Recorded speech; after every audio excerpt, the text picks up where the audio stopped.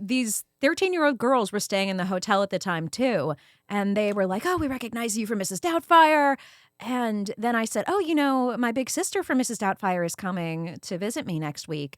And they said, is your brother coming too? Is your brother coming too? And I said, I don't think so. I think he's busy. And they went, aw, this chorus of awes. And I was like, Matt, and I was like, oh yeah, I guess Matt is really cute, but he's like my brother. Yeah, exactly. So I don't see that. And people would be like, you know Joey Lawrence? And I was like, yeah, I know all the Lawrence brothers. I know all three of them. They're great. And oh my God, it's that's so funny to think of like me growing up with you guys and Devin Sawa and Andrew Keegan and all these all these people who are like these 90s heartthrobs and being like, so funny. Oh yeah, right. It's so strange. It really is. It really is. But it's pressure to be a heartthrob. I can't even imagine. It is. Yeah, there's pressure to it for sure. I don't enjoy especially now, like I don't enjoy the fact that I constantly think, oh, you know, it's just a lot of pressure being in front of the camera. Especially when people are looking at you, not as like, ooh, that's a cool performance, but looking at you, like, how do you look? Yep. Yeah, man, and Matt, don't take this the wrong way, but you're kind of a nerd.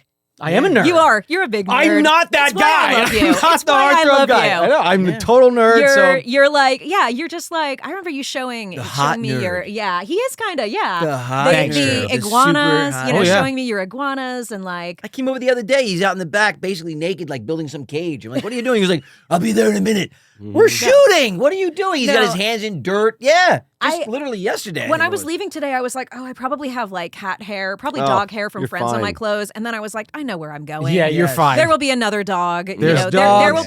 There will be pets to jump on me. There's a dog under this table. There is. There is. Yes. There is. Shmi is under the table. He was just preparing his bed. It was so crazy. Of course, his dogs do. You're telling this really meaningful story. And Shmi's in there going, I know. He's just get my bed ready. They're just completely oblivious. I know. Yeah.